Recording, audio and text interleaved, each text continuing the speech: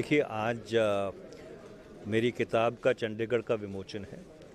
आज समय नहीं है कि राजनीतिक सवालों के जवाब दिए जाएं।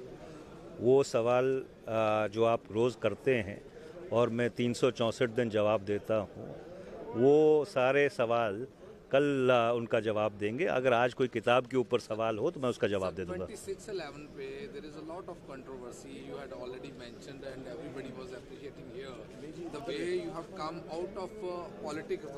Also, you said that there was not reaction by the government, which was expected. So, how do you see this? Well, I think I've explained that at great length in my book. There's nothing more that have to add to it. The book speaks for itself. We came to 26/11 because we were on the receiving end of unremitting terror from Pakistan for 8 years. After we won the Kargil war in 1999, you had the IC-814 hijack, you had the attack on the Jammu Kashmir Assembly, you had the attack on the Parliament of India. You had then, of course, during Operation Parakram, the attack on the Kaluchuk military base, and you had a spate of bombings across the country. So 26/11 in that moment, or from that perspective, really represented an opportunity where, in my estimation, there should have been kinetic action. But the fact that the then government decided to take a particular strategic call, this book does not second guess that strategic call. This book only deals with what were the fallouts of that strategic call.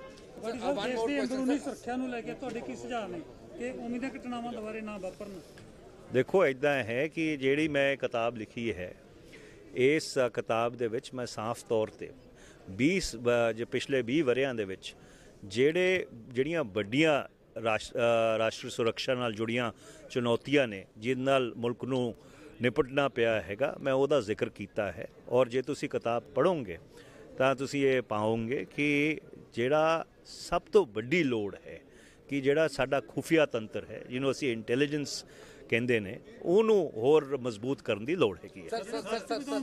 साल में क्या लगता है कि intelligence चाहे UPA की सरकार हो चाहे एनडीए की हो, इंटेलिजेंस हमारा कितना स्ट्रॉन्ग हुआ है या कम हुआ है या किस तरह का फेलियर लग रहा है? देखिए ऐसा है कि जो 1999 में कारगिल के समय हुआ, वो 20 साल बाद 2020 में चीन के साथ फिर दोबारा हुआ। अगर 1999 में हम ये भांप नहीं पाए थे कि पाकिस्तानी भारत की सरजमीन में इस हद तक घुस आए हैं, 2020 में हम फिर ये भांप नहीं पाए कि चीन ने कितना बड़ा घुसपैठ भारत की सरजमीन में किया है। तो हमारे देश में एक बहुत ही दुर्भाग्यपूर्ण कल्चर बन गया है कि हम किसी भी राष्ट्रीय सुरक्षा की चुनौती के ऊपर एक खुले मन से और एक डिस्पैशनेट तरीके से बातचीत करने के लिए, विश्लेषण करने के लिए तैयार नहीं है। और उसका ये अंजाम होता है कि निरंतर और लगातार जब भी हमारे ऊपर कोई आक्रमण होता है या घुसपैठ होती है, उसका पता हमको तब लगता है जब वो कार्रवाई हो जाती है। पॉलिटिकल लोग जिम्मेवार है या हमारी डिफेंस फोर्सेस?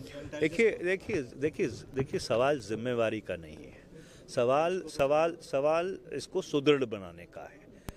ये इस किताब लिखने का मकसद ये नहीं है कि किसी के ऊपर टोका टाकी की जाए या किसी का ऊपर दोषारोपण किया जाए।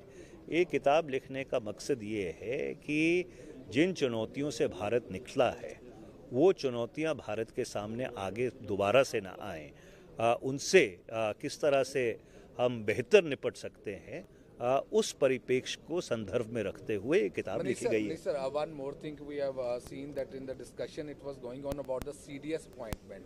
UPI did not go for that appointment. So how do you see that? Do you think that it was not a right decision because General VP Malik has already said there was a demand and it was required at that time? Well, you are absolutely correct. The Kargil Review Committee had recommended the appointment of a CDS. But Prime Minister Vajpayee's government for 3 long years decided not to action it. And subsequently, the UPA government also decided not to action it.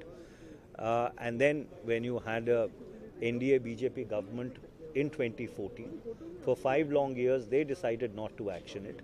It is only when the NDA BJP got elected for the second time that they decided to appoint a CDS, who unfortunately we lost in an air crash. So therefore, the institution of the CDS and the impact that it will have, both in terms of the military hierarchy and the relationship with the civilian dispensation, is an evolving situation, and therefore this evolving situation, which will ultimately lead to the stability of this institution, is something which will have to be watched carefully.